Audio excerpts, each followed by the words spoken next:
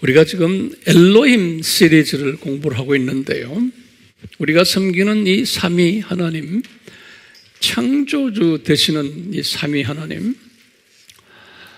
이분이 하나님 나라라는 큰 그림 속에서 하나님의 백성들을 창조하시고 이 백성들에게 이 창조의 목적을 잘 깨닫게 하기 위해서 하나님께서는 이 피조물들이 이 창조의 목적을 어떻게 하면 잘 깨달을 수 있을까?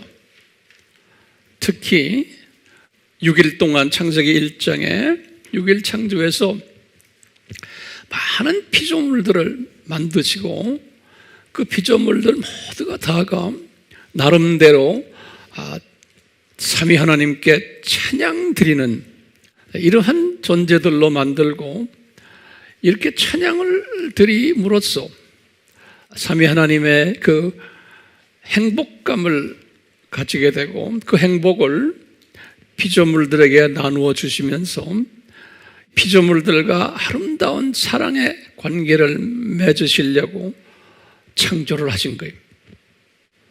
굉장히 중요한 개념이 이렇게 창조를 하셨는데 그 중에 가장 으뜸되는 피조물을 사람으로 창조하셨어요.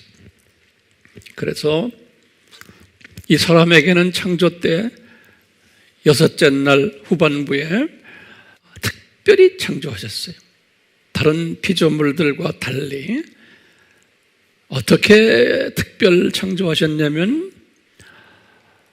하나님의 형상을 이들에게 주셨고 거기에다가 모든 피조물들을 창조 목적대로 잘 살도록 관리하는 또 지배권을 주셔가지고 이 피조물들을 잘 관리하라고 그래서 창조 목적대로 잘 따라오게끔 하는 지도자의 파트너의 직분을 주셨어요. 창세기 1장 28절에 그것이 기록되어 있어요. 그런데 우리 전지하신 우리 엘로힘께서는 이 피조물들이 이렇게 하지 못할 것을 아셨어요. 그래서 이분들을 훈련시켜야 되겠다라고 창세 전에 이미 디자인하시고는 그 훈련 계획이 소위 창조 목적 학교를 설립하는 거예요. 그러니까 이 세상 7,000년 창조 목적 학교를 설립하시는 거예요.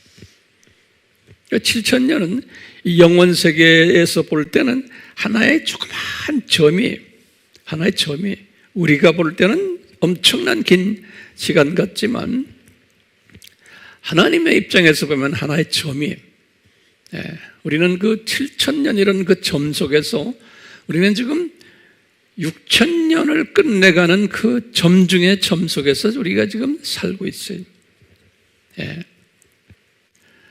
그래서 이 점되는 7,000년을 창조 목적 학교다라고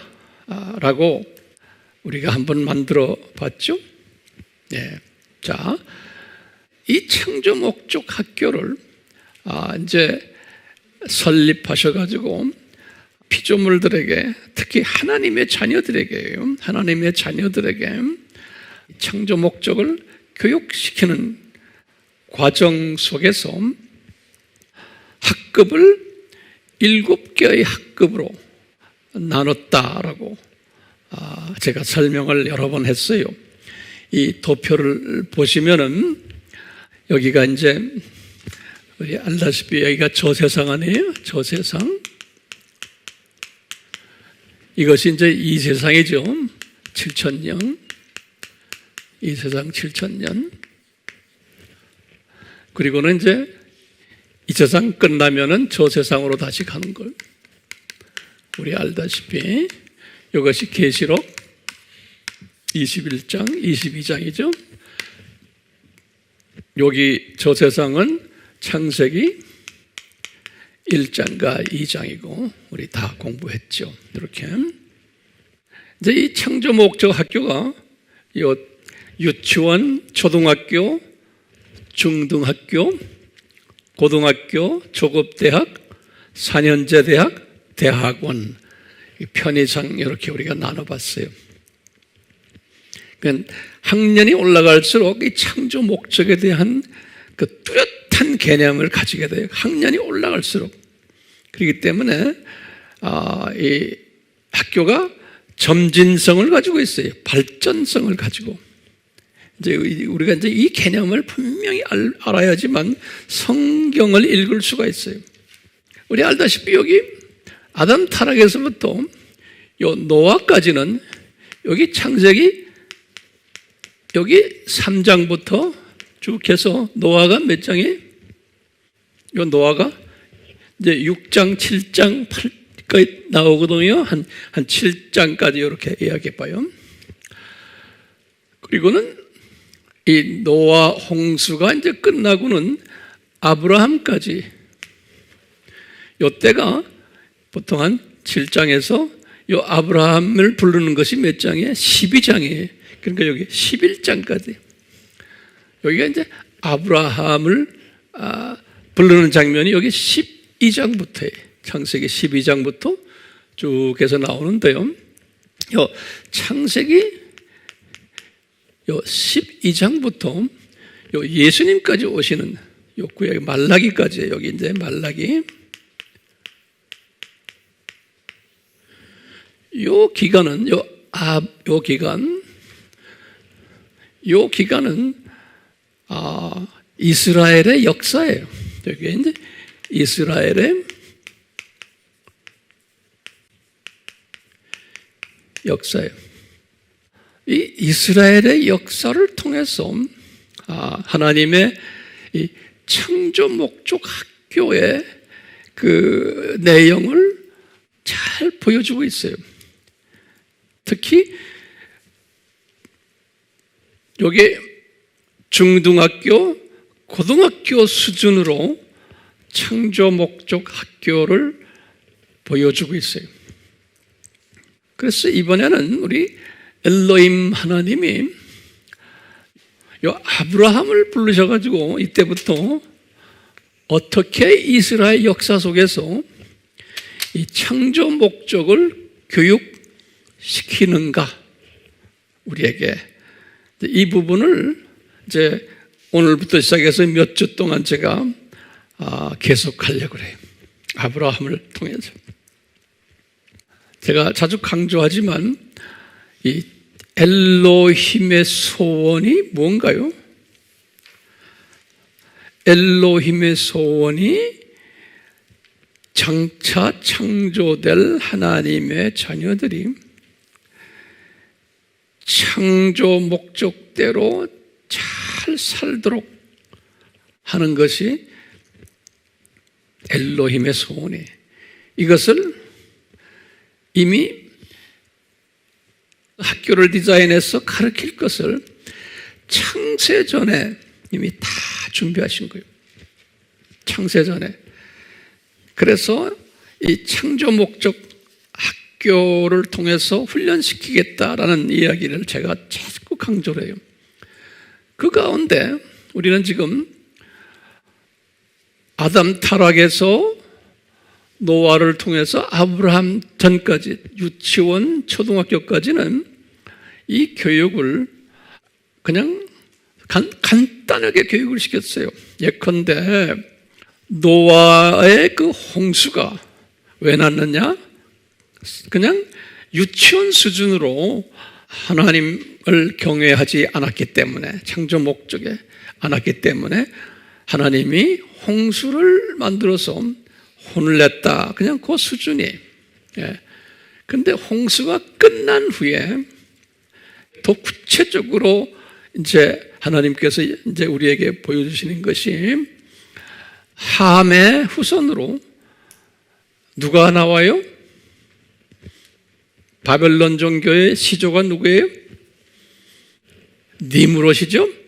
니무롯을 나타나게 하시면서 니무롯을 통해서 우리 하나님의 자녀들을 훈련시키는 바벨론 종교 그룹을 만들기 시작한 거예요. 하나님의 자녀들을 훈련시키는 하나의 과정이에요. 그래가지고 이제 11장에 가서 바벨탑을 만들어서 이 바벨론 종교가 아주 구체화되는 이야기. 다시 말하면 이게 하나님의 자녀들을 훈련시키는 대항마야, 대항마. 우리가 적 그리스도라고 말한 것도 우리 알죠? 적 그리스도가 대항마예요. 진짜 그리스도를 더 공부를 시키기 위해서 가짜를 세워가지고 우리를 훈련시키는 거예요. 똑같이 진짜 기독교의 복음을 가르치기 위해서 가짜 종교인 바벨론 종교를 만드신 거예요. 교육 방법이에요. 역기능적 교육 방법이에요. 진짜에 다 집중하라고. 이제 이렇게 한 다음에 이제 초등학교가 끝나면서 이제 중등학교로 들어가면서 이제 아브라함이라는 한 분을 이제 선택하시는 거예요. 근데 이 아브라함이라는 이 사람은 우리가 나중에 또 자세히 공부하겠지만 두 종류의 자녀들을 생산하도록 디자인하셨어요. 하나는 이스라엘 족속이라는 자녀들을 디자인하시고 두 번째는 아랍 족속이라는 족속을 디자인하셨어요. 이 두 족속이 서로가 역기능을 하는 족속들이 서로가 원수가 돼가지고 서로 친한 족속이 아니고 역기능을 하면서 이제 하나님의 자녀들에게 그분들을 통해서 하나님의 뜻을 가르쳐 주는 거예요. 이 말은 뭐냐면 지금 하나님이 아브라함을 부르셔가지고 이제 아브라함의 후손인 두 족속들을 사용하셔서 이 창조 목적 학교에 그 안에서 그 연극으로 다시 말하면 현장 교육으로 창조 목적 학교 안에서 이 현장 교육으로 역사 속에서 이 하나님의 창조 목적을 우리에게 시청각 교육으로 보여주는 그 역할을 하는 무대 연극 배우들이 이분들이 그렇기 때문에 이 조교 그룹들이라고 생각하시면 돼요. 이 창조 목적 학교의 교사들 중에서도 이 조교 그룹들이에요. 이 조교 그룹들을 우리를 위해 왜냐하면 여기 보시지만 요 구약 때 예수님 구약 때 여기는 인구가 많지가 않았어요. 인구가 아주 적었어요. 인구가 예수님 당시에도 인구가 1억 플러스 마이너스. 근데 언제부터 인구가 많아졌어요? 언제부터? 요 1500년 종교개혁 이때도 인구가 고작해야 한 5억 정도 했어요. 근데 실제 인구가 많아진 것이 1900년부터 시작이에요. 세계 인구가 이게 20억. 지금 오늘날 재림이 가까운 때는 인구가 지금 80억이 됐어요. 그러니까요, 이때는 구약 때는 세계 인구가 많지 않았어요. 하나님이 그 인구를 많지 않게 하셨어요. 그러니까 목적은 하나님의 자녀들을 창조 목적을 가르치는 데 초점이 있잖아요. 그렇기 때문에 이분들을 통해서 다 보여주셨어요. 성경에 전부 기록되게 한 다음에 진짜 하나님의 교육받을 하나님의 자녀들을 많이 생산하기 시작한 게 언제냐면 지금부터 몇십 년 전이에요. 1900년에 들어와도 20억밖에 안 됐어요. 그런데 지금 2000년이 돼서는 지금 60억, 이제 좀 있으면 80억 가까이 되잖아요. 그러니까요, 이 말은 뭐냐면 하나님이 예정하셨던 하나님의 자녀들을 이제 이 시대에 와서 대량으로 생산해내는 거예요. 전 세계에. 네. 왜 그럴까요? 이분들에게 이제 창조 목적을 너희들 가르친 다음에 다시 불러가려고. 예. 인구 증가는 굉장히 중요한 의미가 있어요. 그래서 내가 지난주에 어느 미국 사람이 그 선교기관에서 발표한 걸 보니까 중국만 해도 지금 기독교인이 1억인데 2030년 되면은 중국이 기독교인이 약 한 3억 정도 되거든. 한 3배가 늘어나겠다는 거예요. 우리나라도 마찬가지예요. 이제 이런 그 팬데믹을 통해서 하나님의 자녀들이 더 늘어나게 돼 있어요. 지금 전 세계가 지금 이 팬데믹 때문에 기독교인의 인구가 급증하고 있어요. 급증하고 있어요. 전 세계가요. 그러니까 이런 팬데믹도 다 하나님의 계획 속에서 지금 하시는 거예요. 네. 목적은 하나님이 예정된 사람들을 많이 태어나게 해가지고 이 복음을 받고 다시 불러가게 하시는 거예요. 자, 이런 과정 속에서 우리 지금 중등학교의 시작 과정을 오늘 좀 보려고 그래요. 이게 뭐냐면 아브라함이라는 사람을 통해 가지고 이 창조 목적 훈련을 어떻게 디자인하셨나요? 어떻게 디자인하셨냐? 오늘은 그 서론적인 측면에서 좀 말씀을 드리려고 해요. 자, 아브라함이라는 사람 어떻게 태어났어요? 어떻게 해요? 누구의 후손이에요? 노아 홍수 후에 노아가 아들 3분이 계셨어요. 창세기 10장 1절에 보면요, 셈과 함과 야벳이에요. 이 3분인데 이 셈은 아시아인의 조상이 됐고, 창세기 10장에 보면 함은 아프리카인의 조상이 됐고, 야벳은 유럽인들의 조상이 됐어요. 그런데 아브라함은 요 셈을 통해서 쭉 해서 노아의 10대 손이 아브라함인 거예요. 창세기 11장 10절에서부터 26절이 성경 구절은 꼭 적어 놓으세요. 창세기 11장 10절에서부터 26절이. 그러니까 아브라함은 아시아 사람이에요. 셈의 후손이 아시아 사람이에요. 그러면 요 아브라함이 우연히 태어났나요? 아니에요. 이분은 이 창조 목적 학교에 요 중등 학교를 세우는 일에 앞장서기 위해서 이미 예정하셨던 분이에요. 언제 예정하셨나? 제가 볼 때는 모태에서 형성되기 전이라고 보는 거예요. 어떻게 알아요? 예레미야도 그랬어요. 예레미야 1장 5절이. 그러니까 성경 구절을 꼭 예레미야도 이 선지자로 택정받은 것이, 예정받은 것이 모태의 형성 전이라 그랬어요. 저와 여러분들도 마찬가지. 예레미야 몇 장 몇 절이요? 1장 5절이에요.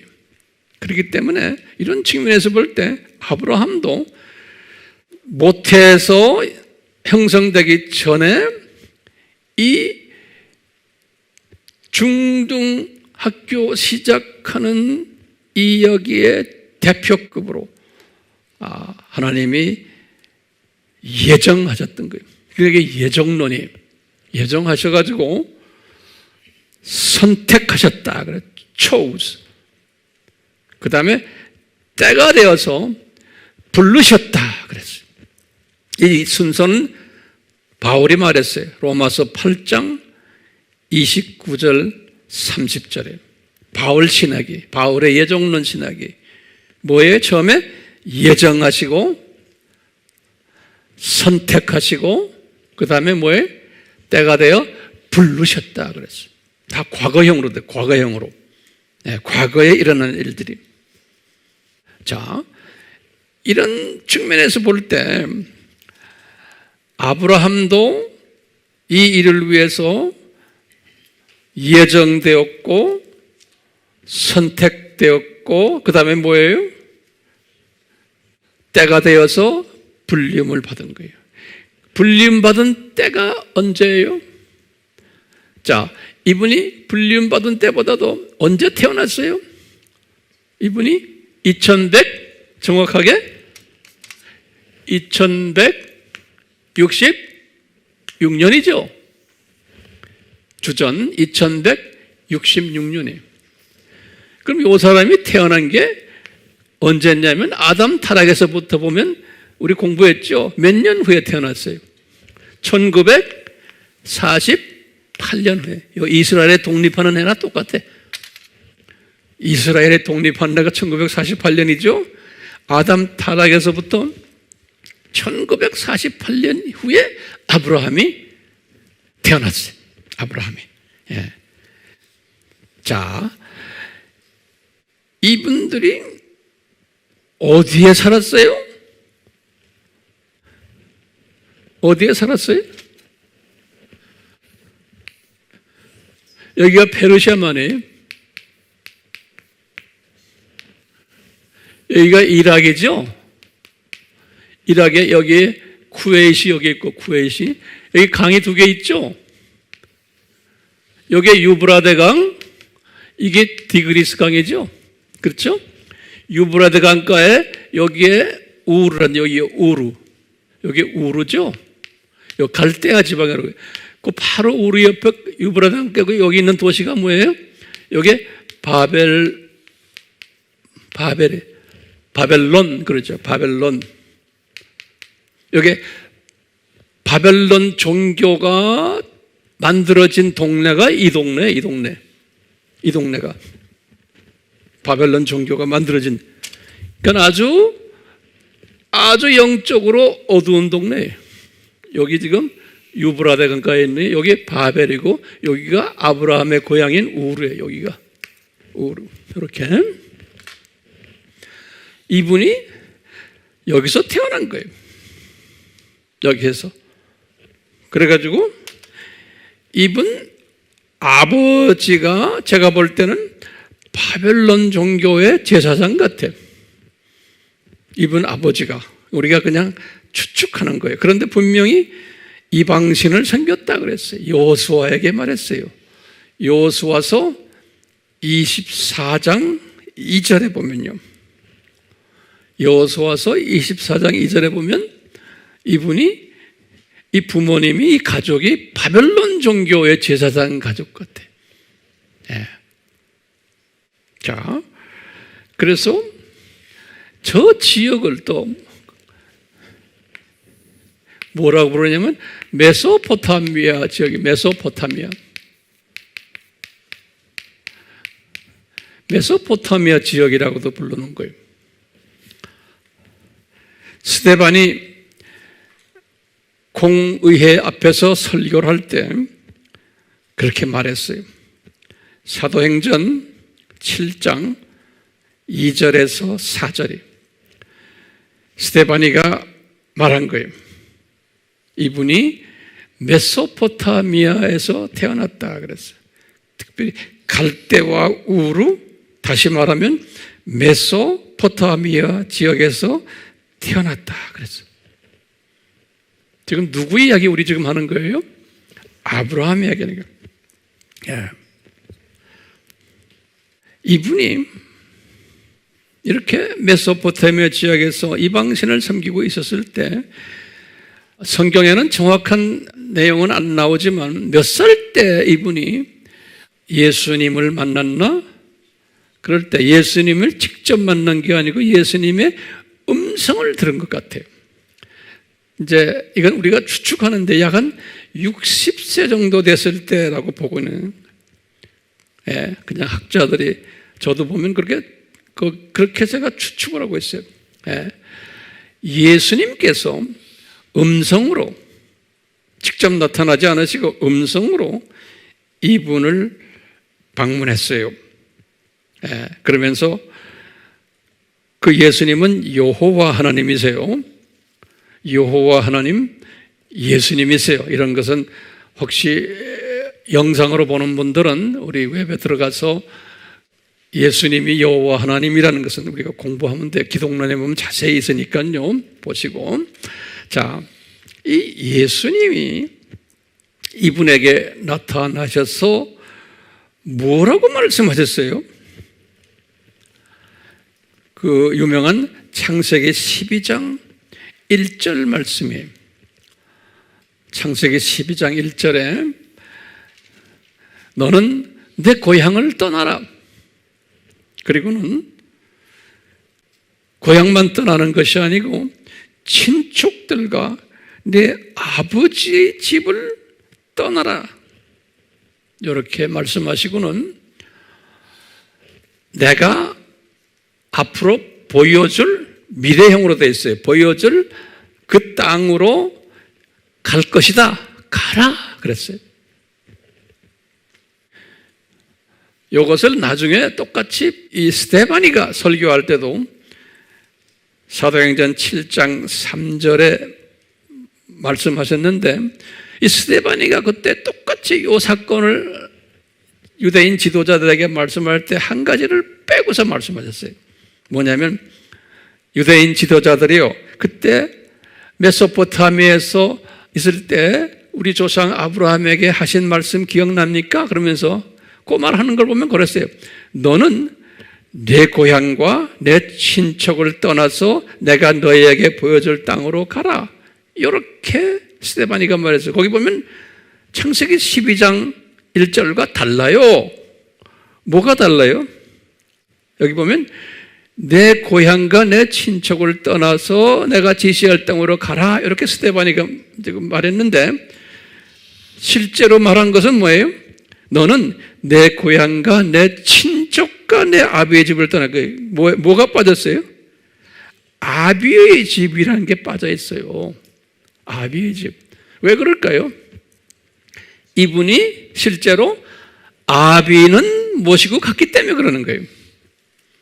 그러니까 스데바니가 그 말씀은 이미 아비를 모시고 갔기 때문에 그 말씀은 빼버렸어요. 네. 어쨌든 이런 말을 이제 들었을 때 이것이 부탁의 말이었어요? 안 그러면 명령이었어요? 이건 명령이에요. 네. 이 아브라함의 입장에서 보면은 지금 자기 부인 사라와 편안하게 지금 고향 땅에서 부모님 모시고 이방 종교를 잘 지금 섬기면서, 바벨론 종교를 잘 섬기면서 지금 편안하게 살고 있는데, 이런 명령이 떨어지니까 이분에게는 청천벽력 같은 말이죠.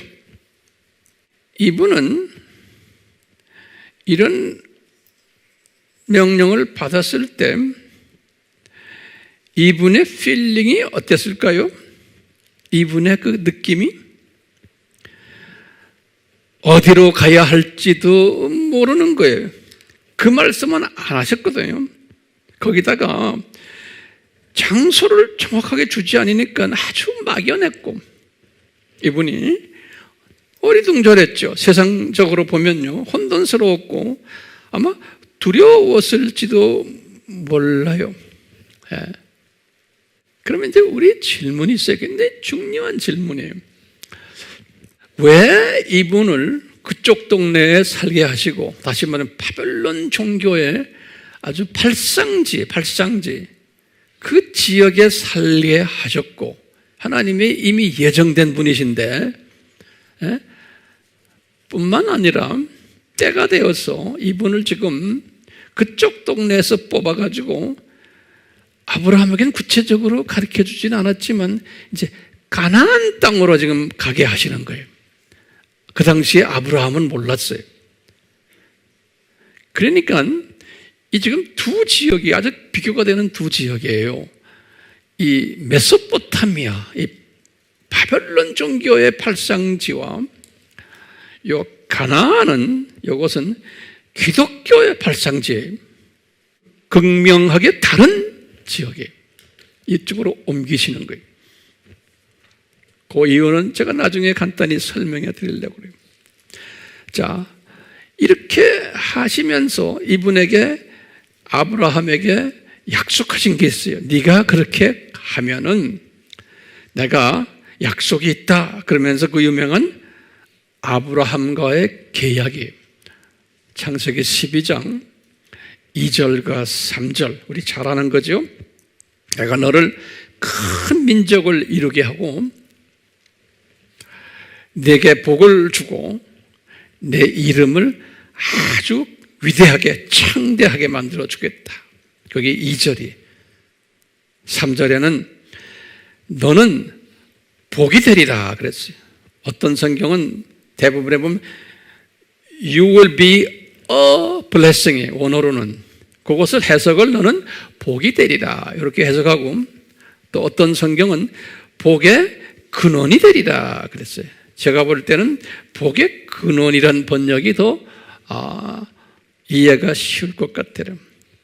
그래서 어떻게 복의 근원이 되느냐 3절에 보니까 너를 축복하는 자들은 내가 복을 주고 너를 저주하는 자를 저주하리라 그랬어요.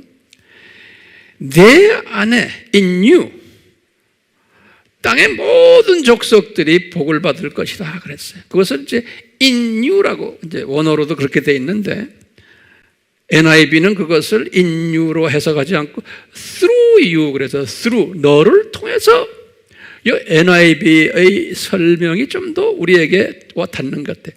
너를 통해서 만민이 땅의 모든 족속이 복을 받으리다. 이것은 지금 모든 족속은 하나님의 예정된 족속들이 이제 여기에 대한 것은 때가 되면 제가 자세히 설명해 드릴게요. 이렇게 미래형으로 이분에게 말씀을 하셨어요. 약속의 말씀이죠.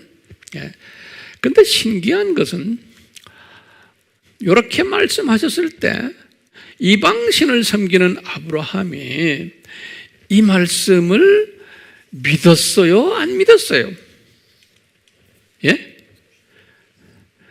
믿었기 때문에 고향을 떠나게 된 거 아니에요? 안 믿었으면 안 떠나죠. 웬 분이 자기한테 얼굴도 보여주지 않고 지금 말씀으로 하는 거예요. 말씀으로. 예. 믿었다 그랬어요. 그래서 이것을요, 우리 신약의 히브리서라고 했죠. 히브리서는 당시에 1세기 때 유대인들 중에 기독교인이 된 사람들을 위해서 편지를 쓴 것이 히브리서예요. 그래서 히브리서 그래요. 이 히브리서에서 유대인들에게 아브라함에 관한 이야기를 하시면서 히브리서 11장 8절에서부터 12절에 하신 말씀이 있어요.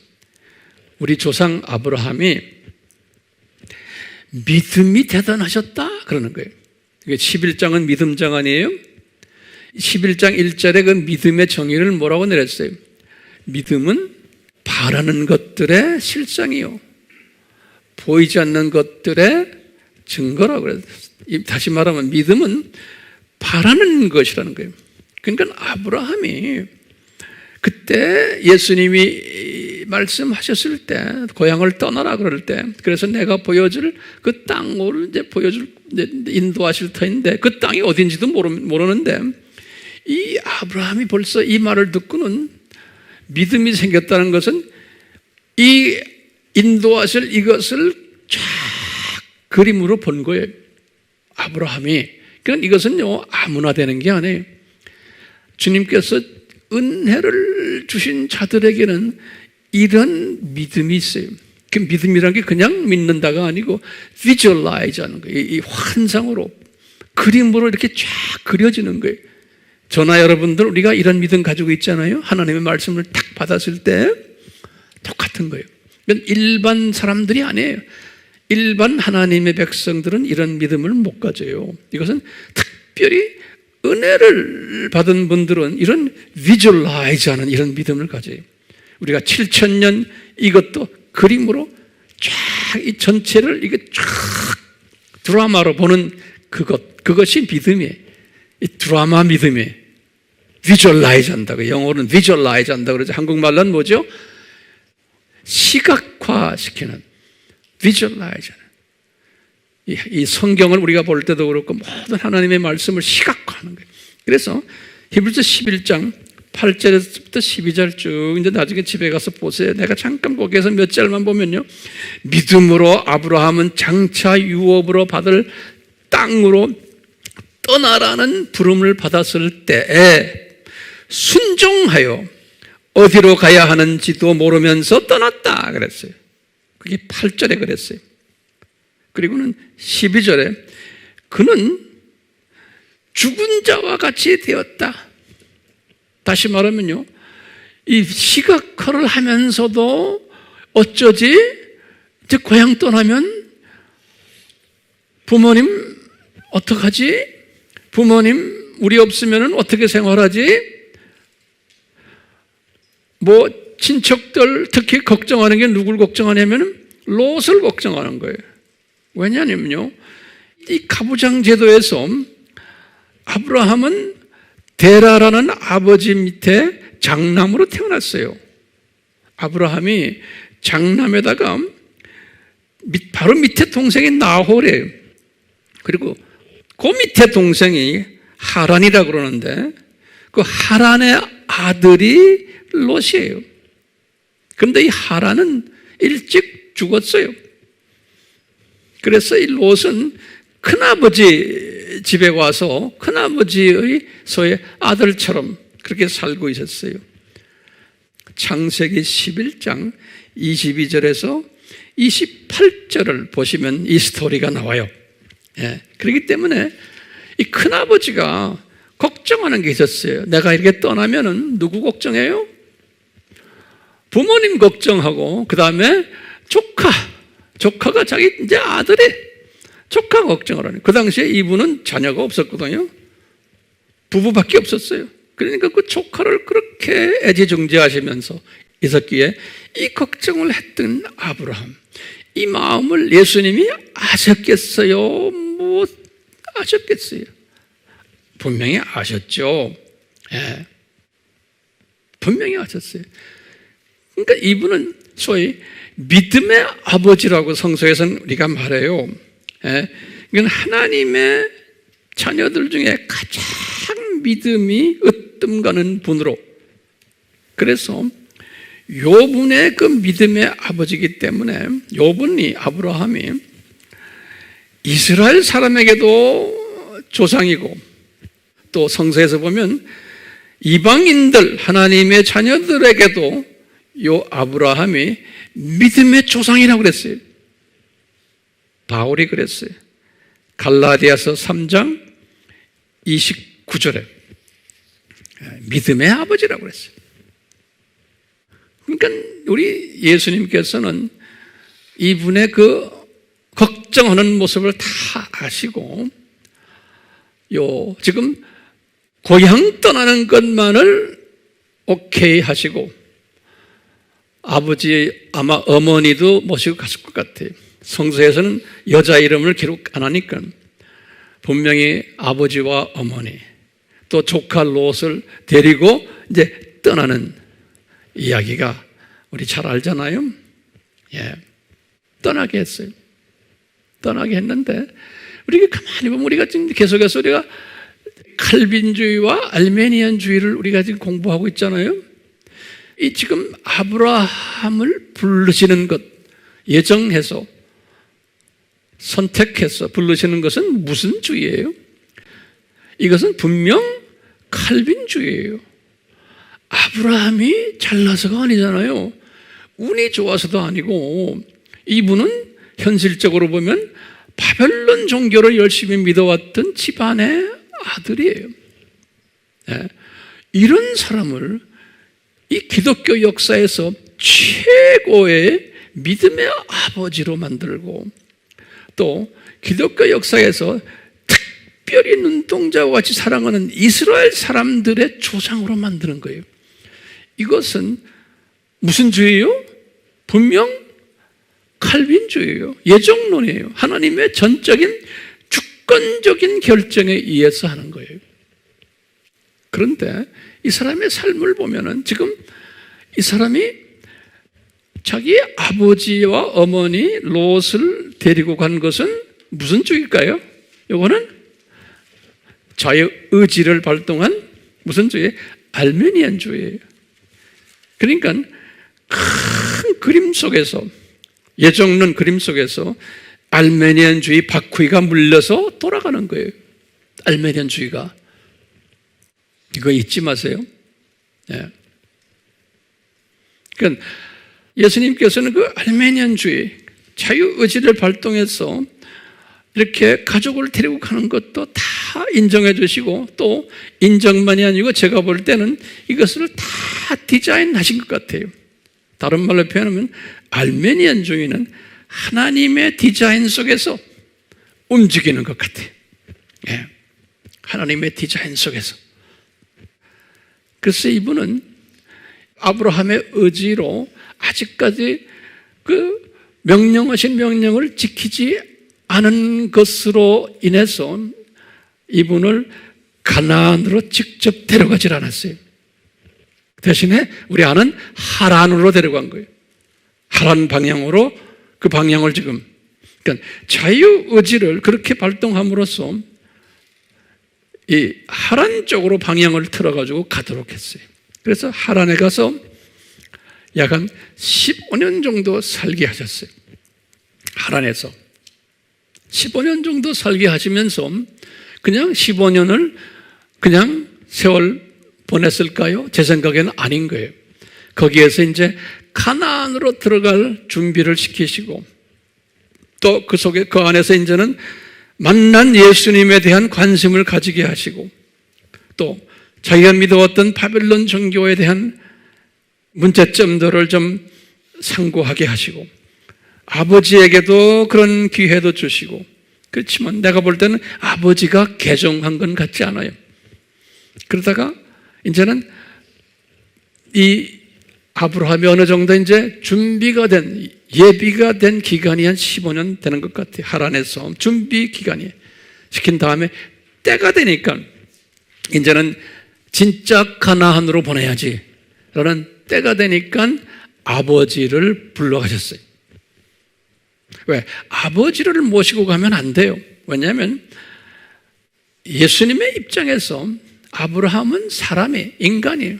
한계성을 가진 인간이에요. 또 이 가부장 제도에서 부치는 대단한 아버님은 아버님의 말씀에 순종해야 되는 그런 분이기 때문에 이제 가나안에 들어가서 이제 예수님께서 아브라함과 직접 대화하시고 만나시고 막 이러실 텐데, 사람의 모습으로 오셔가지고 만나기도 했거든요.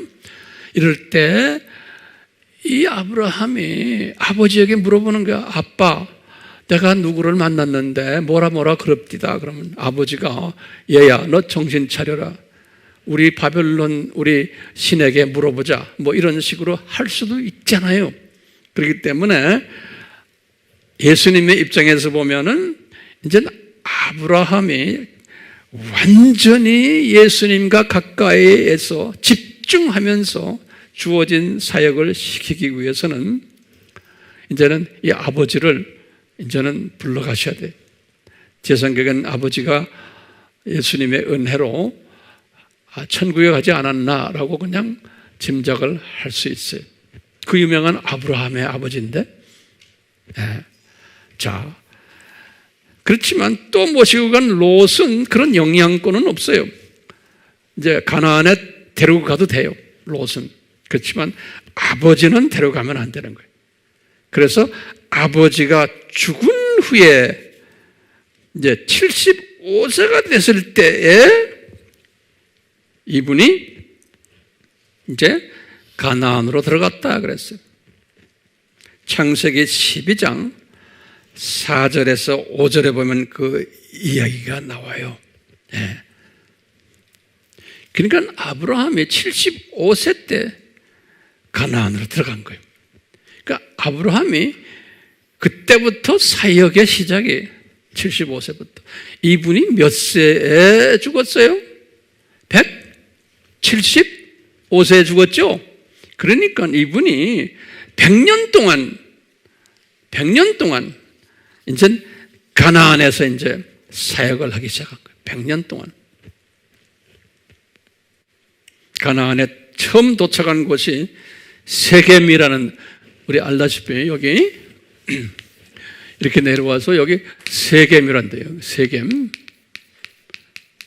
여기 사마리아 지역이죠. 여기 갈릴리 호수가 있고 세겜이라는 데 도착했죠. 세겜을 또 우리는 뭐라고 부르죠? 수가성 할 때 수가. 옆에 붙은 마을이에요. 그래서 같은 마을로 생각하시면 돼요. 여기에 도착하셨어요. 저기에 도착하셔서 저기에서 이분이 지금 딱 세겜에 도착했는데 예수님이 또 말씀하시는 거예요. 이제 창세기 12장 6절이 예수님 말씀하시기를, 얘야, 이 땅을 내가 너한테 줄 텐데 특히 내 씨에게 이 땅을 주겠다. 내 씨에게, 네 자손에게. 그래서 이분이 거기에서 제단을 쌓았어요. 지금 예수님 앞에 제단을 쌓은 거예요. 바벨론 종교를 믿던 분이 이제는 이 세겜에 와서 제단을 쌓았어요. 처음으로. 그리고는 여기에서 이분이 베델로 내려갔어요.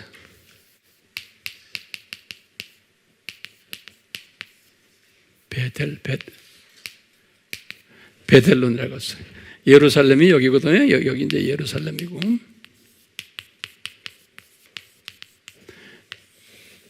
여기가 이제 사해. 베델에 가서 중요한 일을 했어요. 베델이란 뜻이 뭐예요? 베스란 건 하우스란 뜻이에요. 집. 엘은 하나님이에요. 그래서 이제 영어로 보면 The house of God 그래요. 하나님의 집이다. 베텔. 이분이 거기에서 진짜 하나님의 집으로 생각하고는 예수님을 위해서, 주를 위해서 그랬어요. 자기를 부르신 분을 위해서 제단을 쌓았다. 그리고는 주의 이름을 불렀다. 그러니까 야훼예요. 야훼. 여호와. 이 야훼의 이름을 불렀다. 이 야훼란 뜻은 뭐예요? 계약하시는 하나님 이런 뜻이거든요. 야훼라는, 제호바라는 뜻이 계약하시는 하나님. 이분의 이름을 처음으로 부른 것이 베델에서예요. 그래서 제가 이렇게 묵상하면서 생각하는, 이분이 베델에서 종교를 바꿨구나. 여기에서 이분이 개종했구나 라고 짐작을 할 수가 있어요. 이 베델에서. 네. 그렇기 때문에 이때부터 나를 고향에 있을 때 불렀던 분이 분명히 야훼구나, 계약하시는 분이시구나. 내가 이분을 이제 나의 하나님으로 믿어야지라는 마음이 들어가는 것이 베델인 거예요. 예, 베델. 그래서 베델이라는 말 많이 쓰죠. 교회도 베델 교회라고 그 이름을 많이 사용하잖아요. 자, 그런데요, 이제 여러분들 이 가나안이라는 이 가나안 땅, 이 가나안 땅은 도대체 왜 하필이면 그 많은 지구상에서 이 예수님께서, 여호와께서 이분을 가나안 땅으로 내려보냈을까? 이게 우리의 질문이에요. 굉장히 깊은 질문이에요. 이 가나안 땅으로 내려보냈을까? 자, 이 가나안 땅은 가나안 족속들이 살고 있었던 땅이에요. 지금 그림에서 보면요. 예. 그런데 이제 이것은 성경에는 자세히 나오지 않지만 이제 우리 이런 데 관심 있는 신학자들, 다는 아니지만 일부가 이제 생각하는 게 있어요. 이 가나안 땅에 대해서. 다시 말하면 이제 요거 잘 적으세요. 창세기에서 에덴과 에덴 동산을 이야기하는 것이 나오잖아요. 그럴 때 요 에덴을 어떻게 보느냐? 요 에덴은 넓게 보면 요 가나안 땅이고, 에덴을 좁게 보면 요 유대 지방이에요. 유대 지방.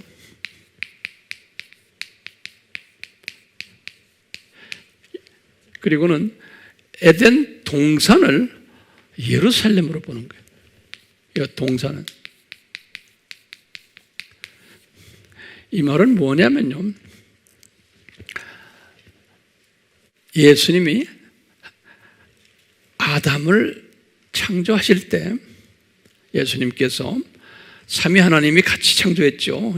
예수님이 실제로 손으로 지으신 분이에요. 예수님은 삼위 하나님이, 엘로힘 하나님이 아담을 창조하실 때 어디서 창조하셨나?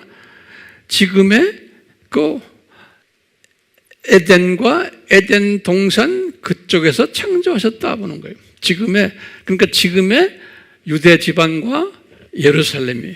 근데 그렇지만 오늘날의 유대와 예루살렘과는 다른 거예요. 왜냐하면 이미 아담 타락하면서 환경이 변해버렸어요. 거기다 좀 적으세요. 아담이 타락하면서 환경이 변해버렸어요. 첫째, 이때에 타락할 때.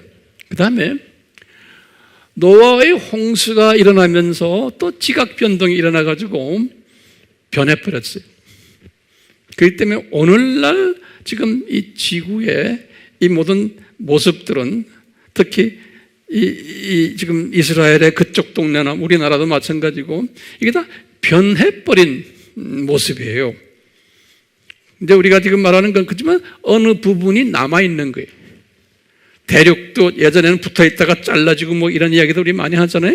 지진이 일어나면서 이와 같이 오늘날 예루살렘과 그 유대 지방이 오리지널 뭐였다? 에덴과 에덴 동산이었다라고 보는 거예요. 변형은 됐지만.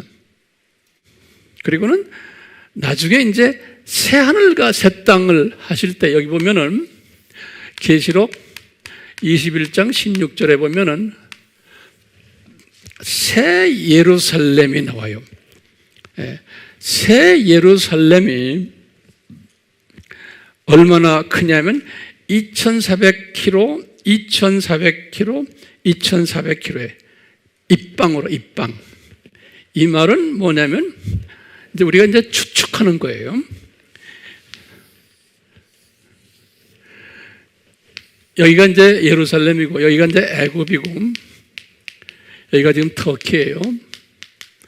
이쪽이 이제 이란, 이락 뭐 이렇게 중동이 되는데, 이 예루살렘을 통해 가지고 여기서부터 이제 2,400km, 2,400km, 높이도 2,400km, 이 아프리카의 에티오피아, 우간다로 해서 터키 이렇게 해서 이란, 이락, 이 중동 지역, 그러면 예루살렘이 센터가 되는 거예요. 이렇게 보는 거예요. 오리지널. 그러니까 이 앞으로 이제 새 예루살렘이 딱 나타날 때 저 모습으로 다시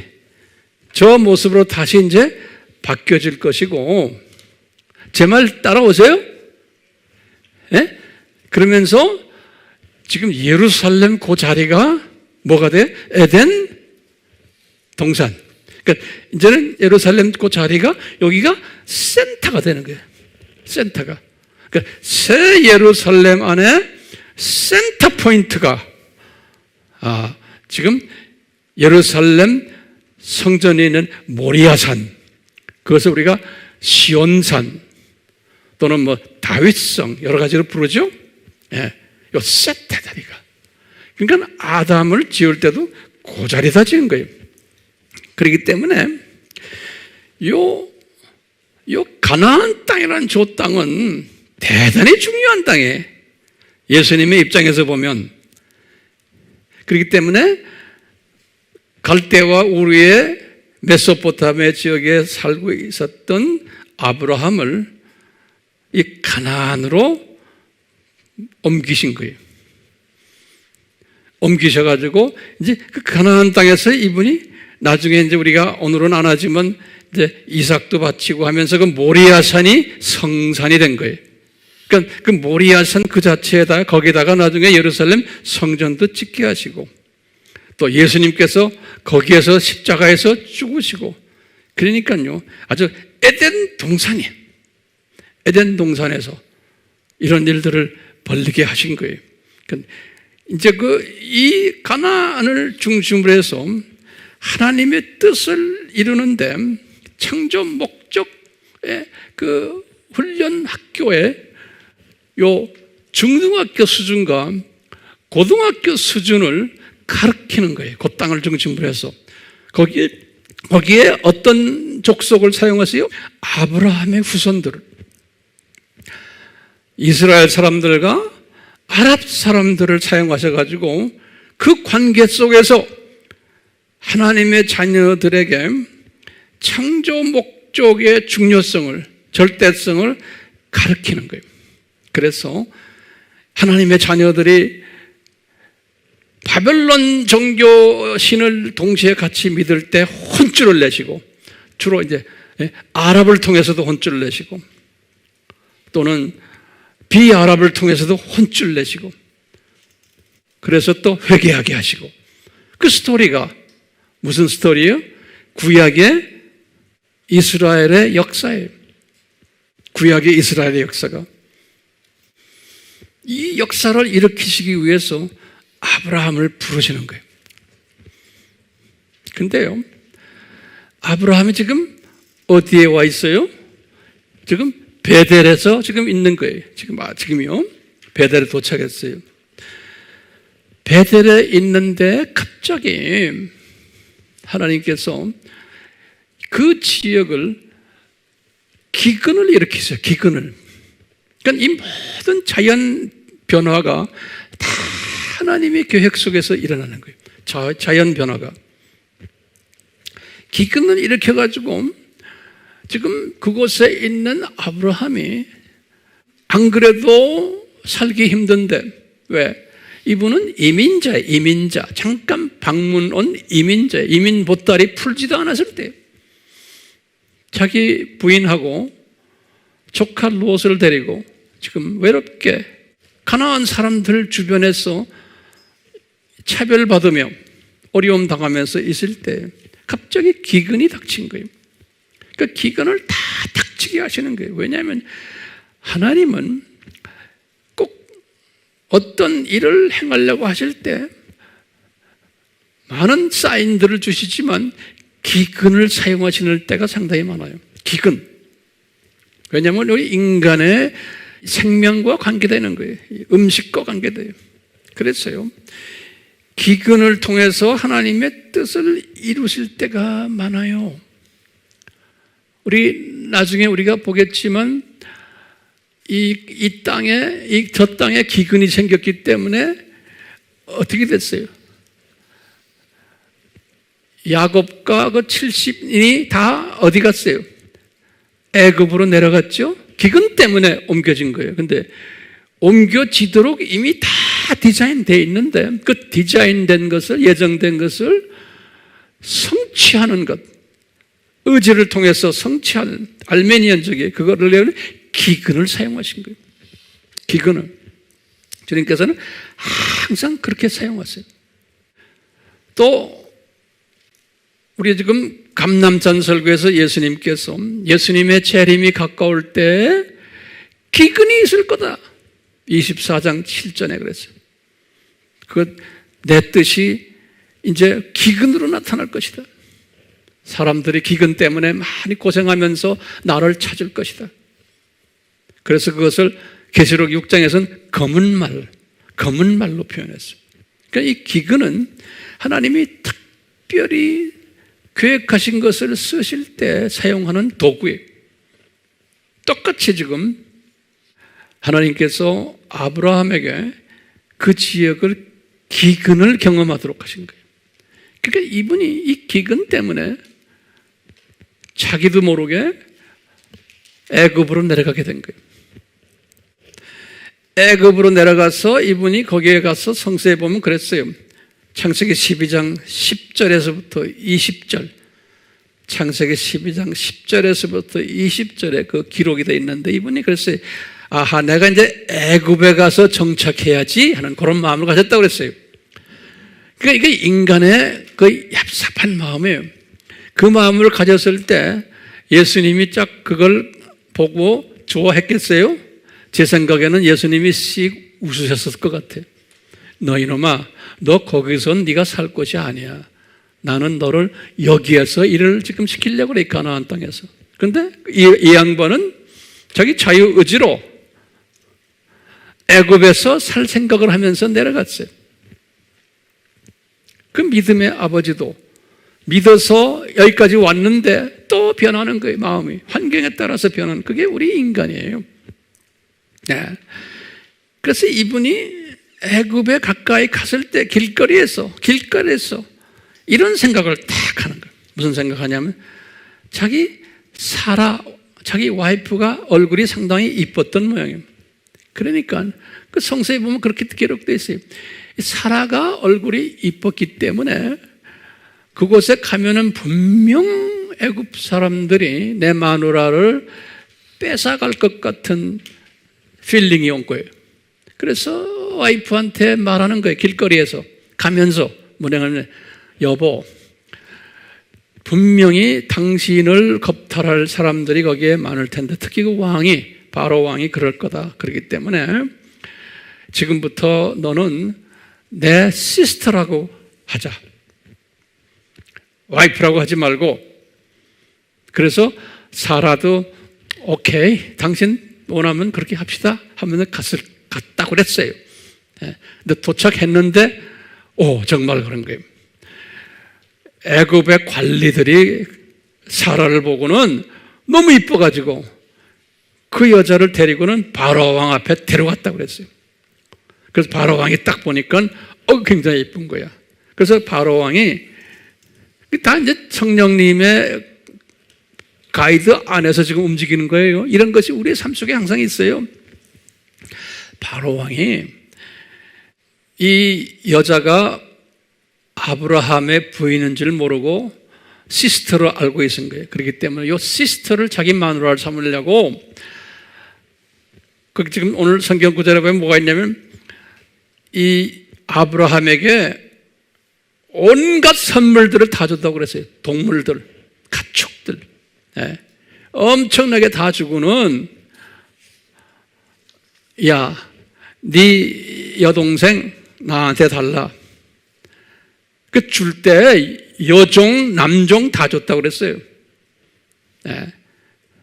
그래서 이제 바로 왕이 사라를 자기 마누라 삼으려고 다 이제 예를 들면 뇌물을 다 준 거예요. 뇌물을 이분에게 뇌물을 줬는데 갑자기 예수님께서 그랬어요. 주께서 그랬어요. 주라는 것은 the Lord, 야훼께서, 예수님께서 바로 왕과 그 가족에게 큰 역병을 일으켰다고 그래서 다시 가면 코비드-19을 일으킨 거예요. 역병. 성서에 보면 역병을 일으켜가지고 전부 그냥 고열이 나고 해서 다 역병이 나가지고 전염병이 나서 재앙을 맞았다는 거예요. 그럴 때 이 바로 왕이 느끼기를, 아하, 내가 저 이쁜 여자를 겁탈하려고 내 마누라 만들려고 하다가 내가 지금 당했구나 하는 그런 마음을 가지게 한 거예요. 그러니까 성령님이 다 그렇게 하시는 거예요. 다 이유가 있어요. 그래가지고 이분이 아브라함한테 그러잖아요. 아브라함은 너 왜 거짓말했니? 내가 큰일 벌릴 뻔했다 라고 말하는 내용이 나와요. 하마터면 내가 그 여자를 내 아내로 삼을 뻔했다. 그러면서 얘야, 네 마누라랑 또 내가 여종을 줄 테니까 남종이랑 내가 준 이 모든 동물들 나귀와 양과 염소와 뭐 이거 다 가지고 네 가나안으로 가라. 그래가지고 이분이 하루아침에 부자가 된 거예요. 재산을 가지고 베델로 다시 돌아오는 이야기예요. 베델로. 그러면 이제 우리 질문이 있는 거예요. 왜 기근을 일으켜서 저 애굽으로 내려가서 이런 사건들을 디자인하셨나요? 여러분들 대답 좀 해줘, 나한테. 왜 하나님께서는 철저하게 이렇게 하시나요? 저는 영적으로 느끼는 게 있어요. 아하, 이분이 하갈을 마누라로 주기 위해서 하나님께서 그쪽으로 내려보냈구나. 그래서 애굽 여자 여종을 부인 사라의 여종으로 하갈을 택하도록. 그래서 특별히 그 바로 왕이 이 하갈을 사라한테 준 거예요. 그래가지고 누가 나와요?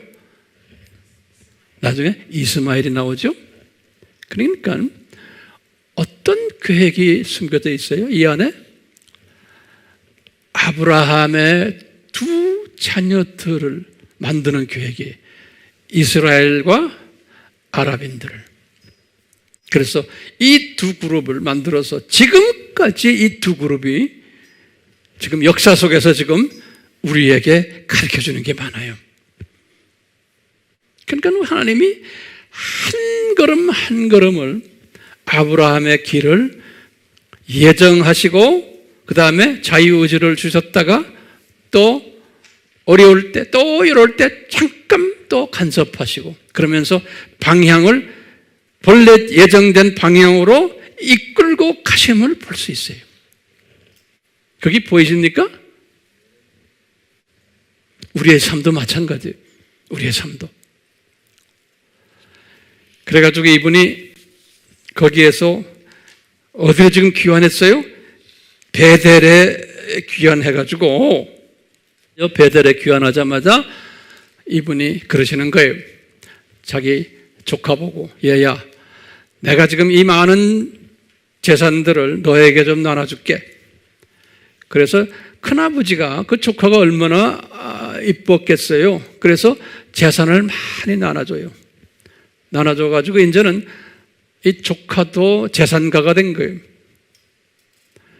그러니까 아브라함의 이 모든 재산을 다루는 이 동물들을 다루는 목자들이 있었고 또 이쪽에 롯의 목자들도 있었는데 이 목자들끼리 서로 풀 뜯어먹는 일 때문에 싸움질을 했다 그랬어요. 그래서 이제 아브라함이 이것이 기회다. 성령님이 이끄신 거예요. 그래서 이제 롯에게 롯아 너 이렇게 재산이 많으니 너 이제 나를 떠나라. 그래서 롯도 큰아버지 알겠습니다. 그럼 너 어딜 갈래? 네가 정해라. 그러니까 이 양반이 어디로 간다고 그랬어요? 요 지금 사해 바로 밑에 있는 나 소돔으로 가겠어요. 소돔으로. 이게 소위 동성애 도시죠? 나 소돔 지역으로 가겠습니다. 그래서 이분이 재산을 들고서는 소돔으로 쭉 내려간 이야기가 나와요. 그 다음에 중요한 거예요. 그러니까 보세요. 롯을 소돔으로 보냈어요, 이제. 그러니까 이제는 아브라함은 어떤 사람이 됐어요? 두 여자가 자기 옆에 있는 거예요. 누구 있어요? 사라가 있고 하갈이 있는 거예요. 아브라함이 있는 거예요. 예수님께서 그런 상황에서 나타나신 거예요. 이분에게. 야, 너 요 순간이 뭔지 아느냐? 요 순간이야말로 내가 처음 너에게 창세기 12장 1절에서 명령했던 그 내용이 성취되는 순간이에요. 고향은 떠났지? 그런데 부모를 떠나라고 했는데 너 안 떠났다가 하란에서 부모는 이미 떠나게 했지? 그 다음에 친척을 떠나라 그랬는데 네가 네 롯 때문에 안 떠났지? 그런데 인제서야 네가 마음 아프지만 재산을 줘가지고 네 조카가 이제 떠나게 된 거예요. 그러니까 이제 처음 그 약속하신 것이, 고향에서 떠나라 그럴 때 약속하신 것이 성취가 되는 순간이 요 창세기 13장 14절이에요. 창세기 13장 14절이다. 이거는 롯이 떠난 후에라는 그런 단어가 나와요. 그때부터 이제 예수님께서 구체적으로 이제 아브라함과 가까이 이제 말씀하시기 시작하는 거예요. 창세기 13장 15절에서 17절에 보면은 롯이 떠났느니라 그러면서 이어서 이제 15절부터 말씀하시게요. 얘야, 너 눈 떠서 네 주변을 다 봐라. 이 땅 다 넣어줄게. 그 다음에 네 후손들에게도 내 이 땅 다 줄게. 그러면서 이 가나안 땅을 쫙 주겠다고 약속하시는 거예요. 이 약속을 탁 바꾸는 이분이 거기에서 성령님께서 어디로 요 사회의 중간 정도에서 우리 다 아바에서 다 공부한 거예요. 요 헤브론으로 옮기시는 거예요. 헤브론.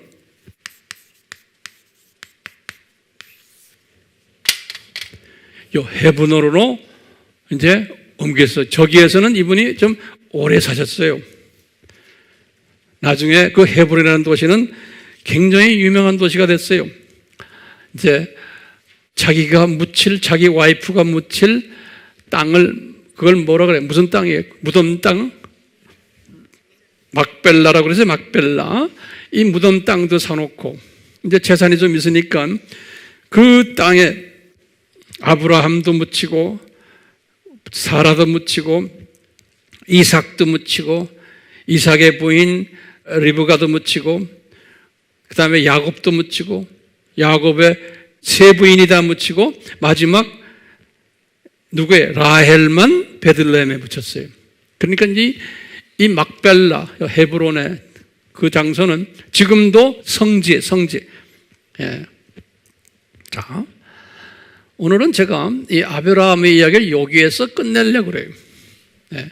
다음 시간엔 더 자세히 또 이제 이야기하겠지만, 자, 이 아브라함을 통해서 지금 우리에게 가르쳐 주시는 게 뭐냐면, 이 아브라함의 자손들이 이스라엘 사람들과 또 아랍 사람들을 통해서 이제 하나님의 자녀들이 우상을 섬기면 혼쭐이 난다는 것을 가르쳐 주는 이야기가 그때부터 시작해서 예수님 때까지의 이야기예요. 그게 구약 이야기예요.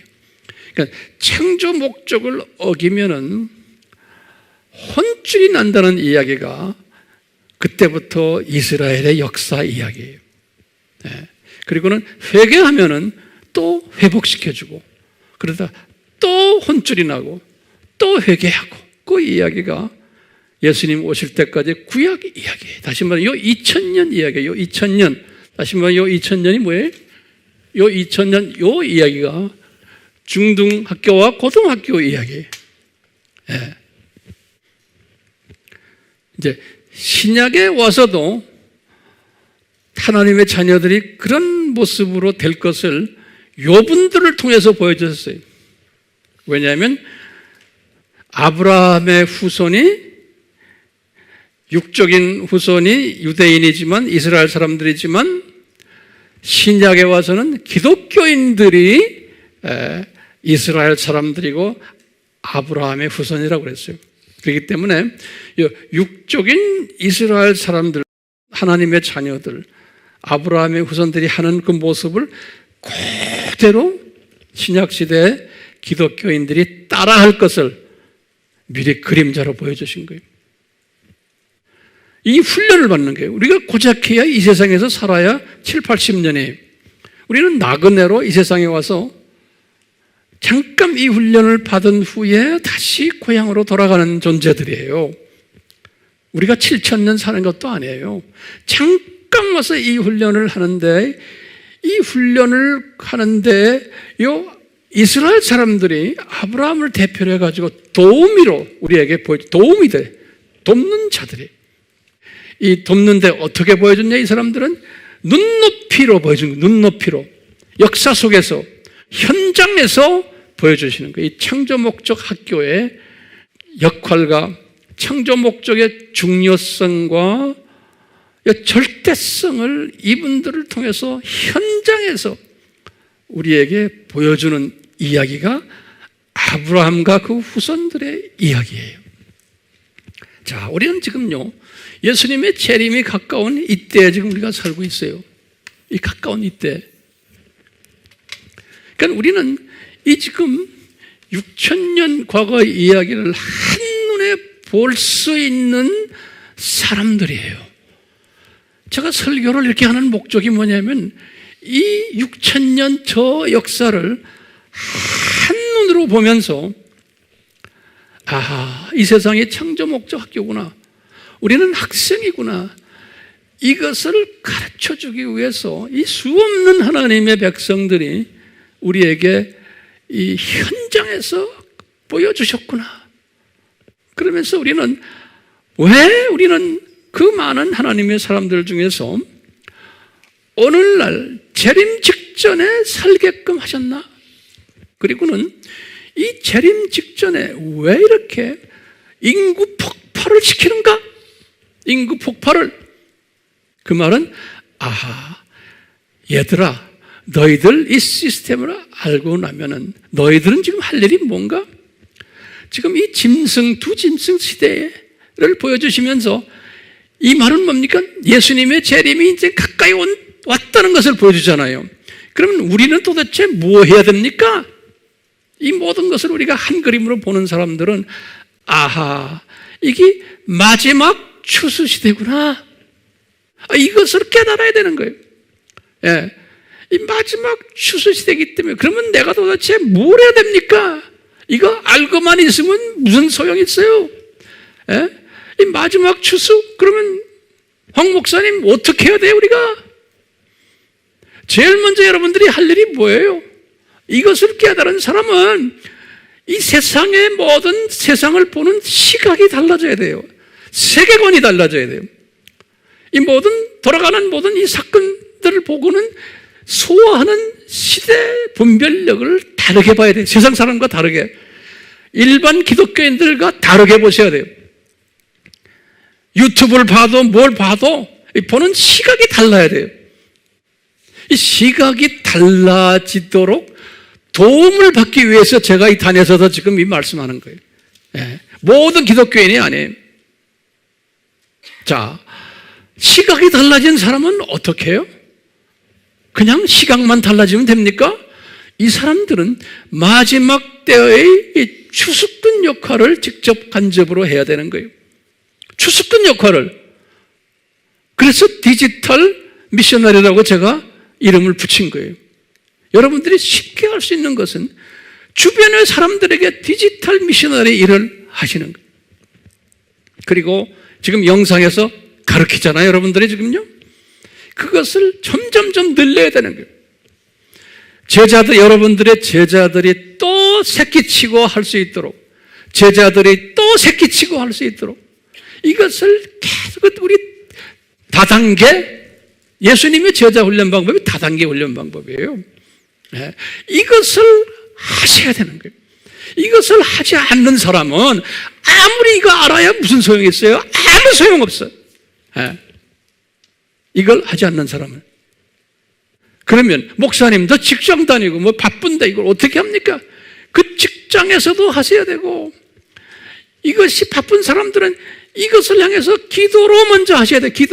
기도로 전 세계를 깔아야 되는 거예요. 최소한 우리 AMI 그룹에서 지금 나가 있는 우리 한국 미셔너리들 우리 많잖아요. 현지인 지도자들이 우리 AMI. 저 아프리카부터 시작해서 이 아시아, 이 동남아 할 거 없이 그냥 깔려 있어요. 이 사람들을 위해서 내가 이름은 다 모르지만 기도해 주는 거예요. 저분들 세상에 빠지지 않고, 이분들 육혼령의 건강을 주시고, 이분들이 열심히 이 마지막 추수꾼이 되는데 부족함이 없게 해주십시오 하고. 왜 못해요? 이 마음으로 갖고 계셔야 돼요. 그 마음을. 우리 한국 미셔너리들이 할 수 있는 건 한계가 있어요. 언어도 잘 안 되죠. 문화가 다르죠. 현지인 목사님들, 사역자들, 평신도들 중에 이런 사람들이 나오더라고. 우리가 대표 기도도 마찬가지, 장로님들 기도하실 때 선교사들이 하는 거는 한계가 있어요. 그렇게 하지 마시고 현지인 사역자들이 자기 언어로 할 수 있도록 이런 기도를 하셔야 되는 거예요. 그리고는 우리가 이걸 하려면은 우리 지금 AMI가 이 일에 구체적으로 지금 하고 있어요. 제가 영어로 지금 매주마다 지금 영어로 설교해서 이 영상이 나가잖아요. 이 영상이 나가면요, 우리 각 대륙에 깔려있는 우리 아미 팀들이 들어와 가지고요, 그 사람들은 우리처럼 유튜브가 잘 안 돼 있기 때문에 그걸 자기네가 다운로드 해가지고, 그래가지고 그것을 또 CD로 만들고 뭐로 만들고 이래가지고 보내고, 또 우리 팀들은 뭐냐면 그것을 자기네 나라의 언어로 더빙하고 있어요. 각 나라에서 지금 우리 아미 팀들이, 현지인들이 모두 더빙하고 있어요. 그 일들이 지금 전 세계에서 지금 일어나고 있어요. 각 랭귀지로. 그러면 우리는 그걸 못하니까 여러분들은 이 더빙하는 사람들을 위해서 기도하시고, 예? 이 일을 그분들을 축복하시면서 기도하시고 그러는 거예요. 성령님이 그렇게 이끄세요. 예. 그러면 우리 주님은 얼마나 여러분들 보면 이뻐하시겠어요. 우리는 지금 뭐 합니까? 제가 저술한 여러 책들 있잖아요. 그 책들이요, 다 각 나라 언어로 다 번역이 되어 있어요. 영어로 번역되고, 그걸 영어를 가지고 또 다른 나라 언어로, 또 한국어를 가지고 우리 중국어로 번역하고, 또 일본어로 번역하고, 이 번역해서 이것이 지금 전 세계에 지금 깔려 있어요. 약 한 30여 개 나라의 언어로 이것이 돌아다니고 있어요. 몇 주 전에도 터키에서 있는 우리 선교사님이 거기에서 지금 아랍어로, 터키어로, 이란어로, 이락어로, 그 지역의 언어들, 지금 그 지역은 얼마나 지금 핍박을 받는 사람들입니까? 그 언어로 만들어가지고 이미 수 없는 책들이 나갔는데 계속 연락이 온대요. 책 좀 더 보내달라고. 책 좀 더 보내주십시오. 그래서 그 책 할 때마다 다 돈이 들어가요. 그런데 주님께서 때를 맞춰서 그때 또 돈을 보내주고 이 사역자들 생활비도 대줘야 돼요. 이런 또 각 지역에서 일하는 사역자들 생활비도 대줘야 되고, 이 일을 위해서 이 일들을 저희들이 하고 있기 때문에요, 여러분들 우선 기도하세요. 이 일에 기도로 동력하세요. 본인의 감동이 있으면 헌금도 특별히 봉투에다가 이건 선교 헌금입니다 라고 따로 해서 보내시든지, 예? 이렇게 해서 이 일들이 여러분들이 참여하든 안 하든 이것이 지금 진행되고 있어요. 특히 우리 AMI는요, 다른 교회하고 달라요. 우리는 이것이요, 소리 없이 전 세계에 지금요 영상으로 나가고, 각 랭귀지로 영상으로 나가고, 문서로 각 랭귀지로 나가고 그래요. 그렇기 때문에 여기에 참여하세요.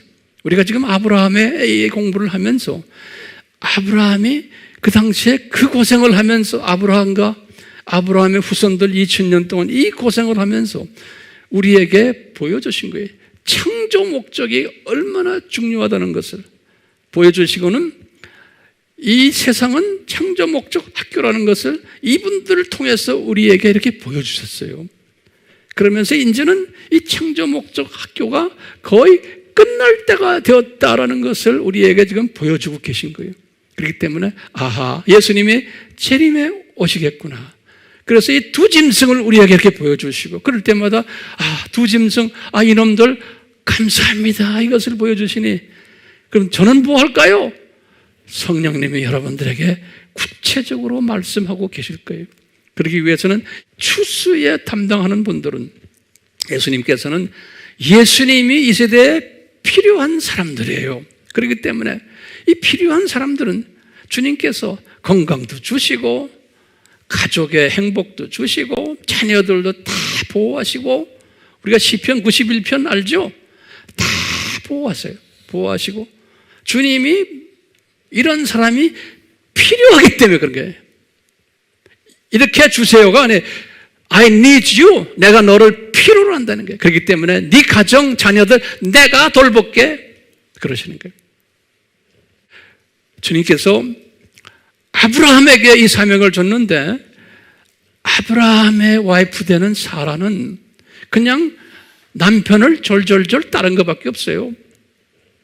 그분 특별히 뭐 한 것도 없어요. 근데 이분이 남편을 졸졸졸 따르면서 남편이 아랍 사람 낳도록까지도 허락하시고, 그래서 이 기가 막힌 거는 여자의 기능이 대단한 거예요. 네. 그래서 주님께서 때가 되어가지고 이 사라를 사용하셔서 엄청난 일을 부르셨잖아요. 이제 앞으로 이제 계속해서 우리가 아브라함 이야기를 제가 이제 할 거예요. 아멘? 오늘은 여기에서 제가 이제 끝내겠어요. 우리 영상으로 보는 우리 형제 자매들이요, 추수 때입니다. 하나님 아버지, 저희들이 지금 기가 막히게 우리 예수님이 다시 재림해 오신다고 약속하신 이때에 살고 있게 만들어주시고, 특히 감사한 것은 예수님의 재림 전에 이 두 짐승 세력이 활보할 것을 미리 가르쳐 주시고 보여주시고 깨닫게 하셨는데, 이 두 짐승 세력이 우리 눈앞에서 활보치는 것을 우리가 우리 손바닥에서 지금 보고 있습니다. 우리 손바닥 이 전화를 들고서 주님 이렇게 가까이에서 우리에게 가르쳐 주시는데, 주여 주여, 우리의 우선순위를 잘 설정하는 지혜자가 되도록 은혜 베풀어 주시옵소서. 주님의 뜻대로 살기를 소원합니다. 도와주시옵소서. 예수님의 이름으로 기도드리옵나이다. 아멘.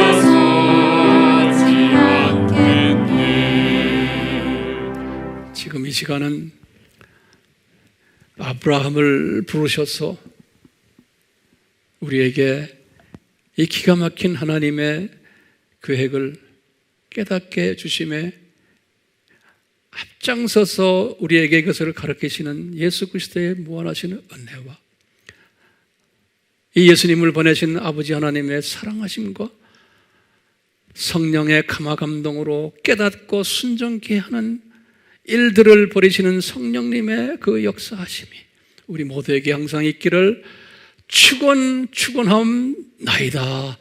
아멘.